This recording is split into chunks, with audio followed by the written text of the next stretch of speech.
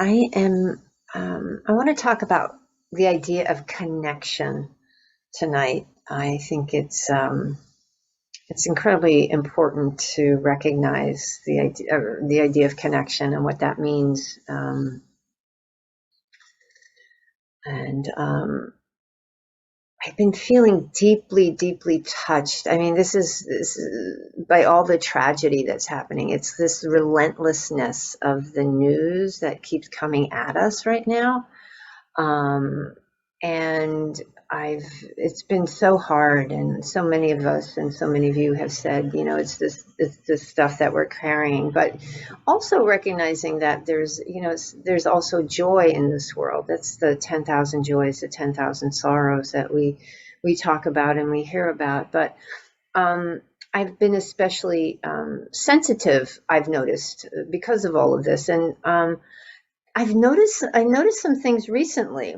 Like I was hiking the other day, and I was in this really pretty area here in LA, up in the hills, and all of a sudden a deer ran across my path, and I've never had that experience before. I mean, there's been bunnies and squirrels and lizards, but and there's always deer over there somewhere, but never one ran right across my path, and I teared up. I teared up when this deer ran across my path. And then, you know, I follow this foster kitten place. That's where we got our cats, from this kitten rescue, and they post these pictures, and I well up. And then, I was listening to a podcast about Henry Aaron, who is a baseball player who broke Babe Ruth's record, and everything he went through as a black man, breaking a white man's record in baseball, and the horror that he had to experience. And I teared up around that. And then there's joy, there's sadness, there's all these things in the reality of the world. And then I look at my two stupid goofball cats and I smile. And what I realized, I think what it was that put me over the edge, or not put me over the edge, but it had me thinking, was when the deer ran across. And I'm like, why am I welling up because there's a deer running across my path? And as I reflected on it, I realized that I'm feeling this deep connection, not only with other folks, other people, but with everything. There's this recognition of our interconnectedness across the board, and there's a sensitivity there. And it got me thinking about how this path is a path of connection. Last week, I talked about the idea of liberation and the idea of enlightenment and awakening. And part of that liberation and freedom is the destruction of the I, is the sense of me and the ego and I, me, mine. The sense of self and self-view, because when we get caught up in the sense of I, it's a separation from other. It's a separation from other. And when we're connected, there's this recognition, and sometimes it's simply the felt sense, like I've been having recently, that felt sense of connection. Our hearts are undefended. We're touched. And this is where the Buddha's words of living with a heart imbued with loving kindness, imbued with compassion, imbued with gladness and joy, imbued with equanimity come in. And that idea was, it's found in so many suttas, in the early teachings, in the early suttas. And just one, for example, it says, it's a disciple who is ennobled, who's on the Eightfold Path, has rid himself of ill will and abides with his heart imbued with loving kindness, extending over all quarters of the world, and above and below and around and everywhere, and to all as to himself. He abides with his heart abundant, exalted, measureless, in loving kindness, without hostility or ill will, extending over the all-encompassing world. And then it goes on, and he abides the same way with compassion and gladness and equanimity, all with this all-encompassing world. So we have a heart filled with this kindness, compassion, joy for your gladness, for your joy, gladness for your good fortune in that incredibly challenging practice of mudita, and then the equanimity. And so that is when we are connected, we have this heart that is just full of this love and kindness and compassion for all beings. It's when we get into the sense of I that we build up the separation. And when we have the separation, that's when so much harm can be caused. Because when we get into the sense of I, we move into the sense of protecting mine, because then we get into the sense of fear. It's like, you might take mine. Mudita is the antidote to that, because mudita is this practice of gladness for others' wholesome good fortune. But if we're coming from this place of you got yours, and if you get yours, then maybe there's not enough for me, and so there's this coming apart rather than a recognition that we're all in this together. And Bhikkhu Bodhi, I saw, he posted something the other day. For those of you who don't know, Bhikkhu Bodhi is this very wise monk, this scholar. He's translated most of the suttas, I believe, from Pali. And he's teaching, and he's a very wise man. And he wrote, he was writing about the problem we're having right now with guns and violence. And one of the things he said, the distant background to the malaise infecting the American psyche is the social ethos of this nation, with its celebration of individualism, aggression, and cutthroat competition. And I talked about this last week when I was talking about liberation, how this culture supports this idea of rugged individualization and pulling ourselves up by our bootstraps, and we got to do this alone. We're on our own. This ethos, which has become more pronounced over the past few decades, erodes the ties of empathy and solidarity essential to social cohesion. As a result, many in this country have come to suffer from a chronic sense of isolation and alienation.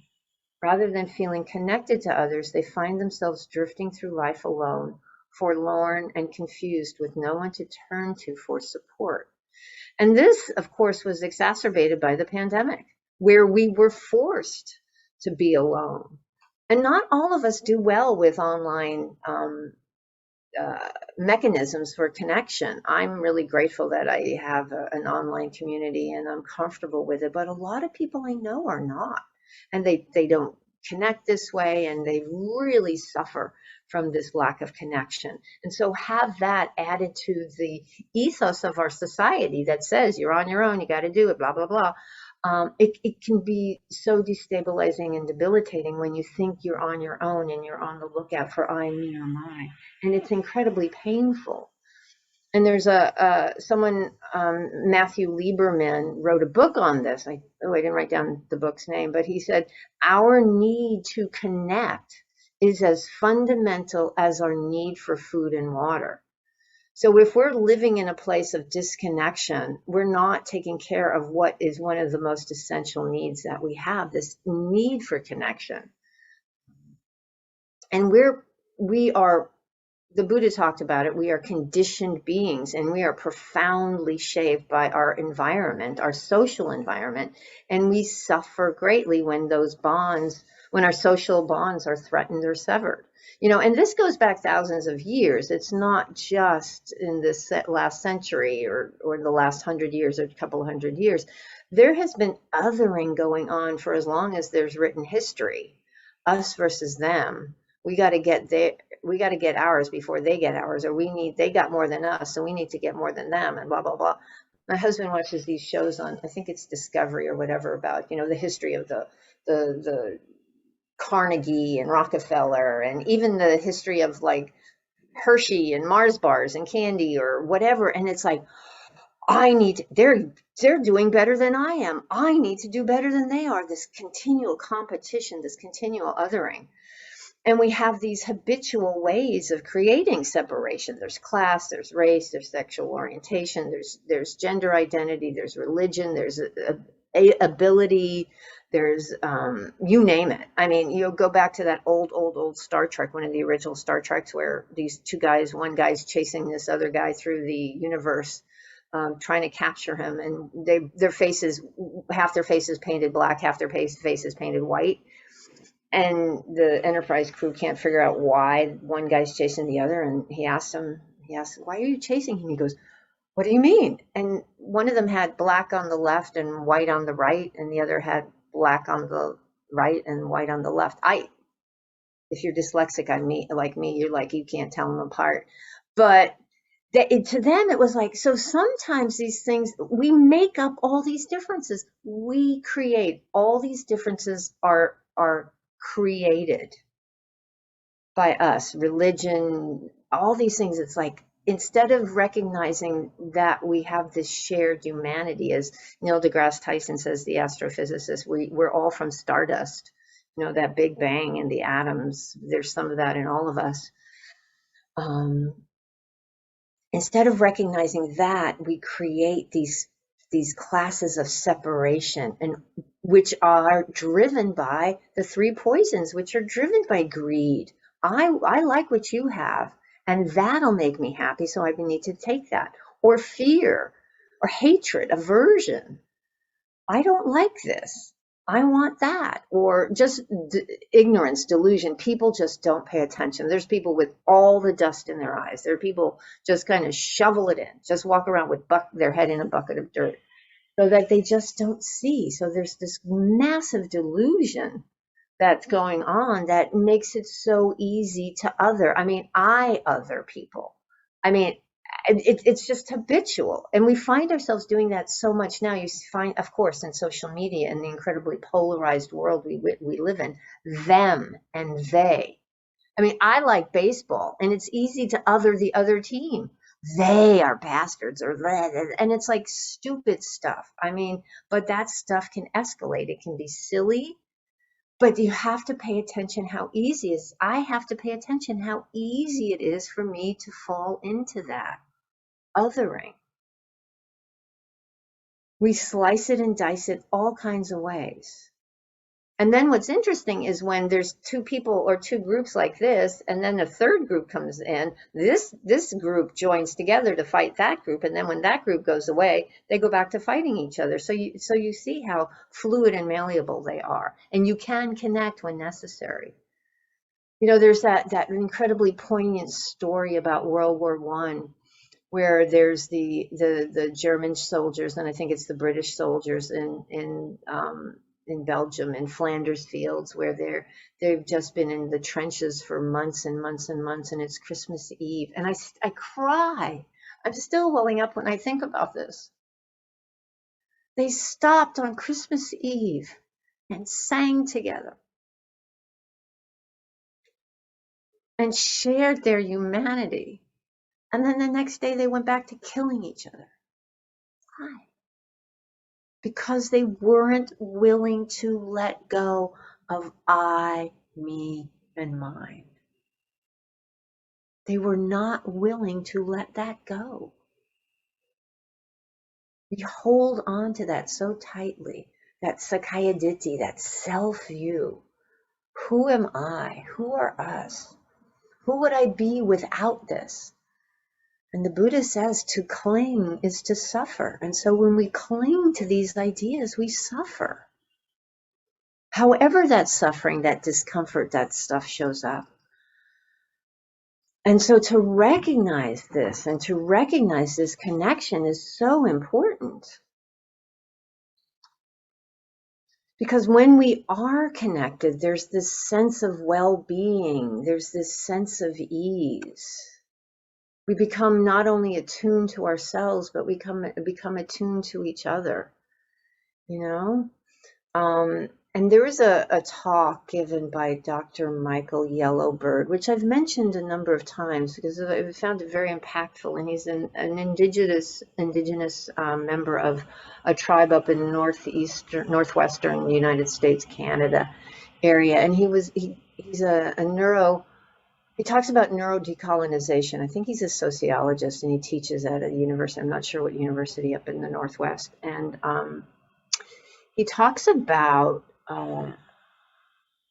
mindfulness and its impact on the brain. And I love when they talk neuroscience. I don't speak it the language very well myself, but I really relate to it. And he was talking about how in mindfulness practice, it impacts this certain part of the brain which gets us, activates our empathy and activates compassion. So when we practice mindfulness, those parts of the brain are activated. And if you've done deep practice, that sense of separation can fall away. It dissolves. We recognize that there is no separation, which is so important. And that's where this sense of well-being arises when you're deep in practice and you've because that every time we get into that story in the mind when we're distracted and start thinking about things rather than experiencing the moment, that we're creating stories. And so often they're me and everything else. Whatever it is, it can be simple, it can be ginormous, it can be important, it can be silly, whatever it is, watching how we have that tendency to create that separation. That's what the mind does. And there's a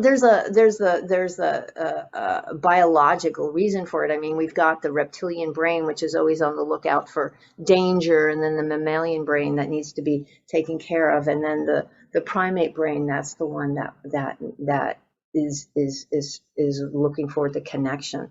That's what Rick Hansen, another neuroscientist and Buddhist teacher, talks about. What is it? Pet the lizard, the reptile for safety, feed the mouse, the mammalian brain with the reward, and then hug the monkey. That's the one that has this need for connection and attachment. Not attachment clinging in the Buddhist sense, but this recognition of the letting go of the sense of separation. And so mindfulness is a real important way to cultivate this sense of connection. This recognition that we are all in this together, that we open our hearts so that we are touched by a deer crossing the road or whatever it is in our lives. We don't need to be, we can get rid of the judging mind. We can get rid of that comparing mind, because that judging mind, our mind just kind of goes into that. It's just this natural thing that happens. And so mindfulness awareness makes us recognize what that's like when we're there, and the effort. One of the factors, the Eightfold Path, all of the Eightfold Path supports this whole thing. Wise effort, recognizing when we're in those unwholesome states of mind and making the effort to let go, whatever it is. I have a very judgy mind, especially when I'm in different places. I remember being in an airport, I think it was changing planes in Atlanta, and I was just sitting there, and wherever there's massive groups of people I really enjoy, my mind just starts going into judging. I make up stories about them and based on what they're wearing and what kind of suitcase they have. And really, did you need that many suitcases for two people? I mean, I just go off. And I remember this one time I was in the middle of that, and I went, "Oh, I forgot I love you. I forgot I love you." And that shifts it. Instead of the judging creating the sense of me, I, and mine, it's like heart imbued with loving kindness. All beings, we're all just bumbling through this world together. It's open heartedness, loving kindness, compassion. So we're attuned to ourselves, we're in tune to others, and this mindfulness supports this connection. Our heart is open, it's undefended. Doesn't mean we're dumb. I always have to say this, it doesn't mean we don't hold people accountable when they're causing harm. Absolutely necessary to do that, but we don't carry hatred, harbor hatred or other, and we just recognize these people are caught in their greed, their hatred, delusion, whatever it is. There's a practice of absolute accountability. And I always like to, when in this practice, if there's a difficulty in doing something, so if there's a difficulty in connection, what gets in the way? And Sebene Selassie, who's a Buddhist teacher, has written a book, which I finally ordered. I can't believe I don't have it, called You Belong, A Call for Connection. And she says, you know, recognize how you don't feel connected. How connect to any ways, she said, connect to any ways you don't fit in, aren't accepted, or feel separate. Can you sense that? Can you sense that longing for connection within you? Is there a part of you that knows the universality of that longing? Now, what gets in the way of our connection? And oftentimes it's these stories we've grown up with, these, you're not good enough, you're unlovable, you're not the right, whatever, fill in the blank. We each have several of those, I'm sure. So really recognize where we do feel disconnected, because it's so important. Because if we're not paying attention, it's so easy to get caught up in, this is where folks who feel so alienated are so easily drawn into these really harmful organizations that create a sense of community and really utilize that sense of disconnection for their own, the Proud Boys and all the white supremacist groups and all those things. That's what you saw that happening with ISIS. All these folks, disaffected young people around the world, just really going, oh, I can go over there and be a part of something. This desire, this need for connection. We have to pay attention to the importance of that, and take care of it. Tend to it, be intentional in how we do it, because there's no difference between us. Thich Nhat Hanh wrote a poem called "Call Me by," I think it's, what is it? "Call Me by My Real Name," where we have to recognize that we are everything. We are, "Call Me by My True Names." I am the bird that swoops down to follow the mayfly, and I'm also the fly on the river. I'm the frog swimming happily in the clear water of a pond, and I am the grass snake that silently feeds itself on the frog. I am the child in Uganda, all skin and bones, my legs as thin as bamboo stalks, and I am the arms merchant selling deadly weapons to Uganda. We are all those things. We are everything. And so we can't shut out anything. We have to be open to everything within ourselves and to recognize ourselves in others. It's so easy to other. It's so easy to disconnect from the unpleasant. And instead, we are invited to recognize, be with the unpleasant. Sati also means be with. Can we be with the unpleasant?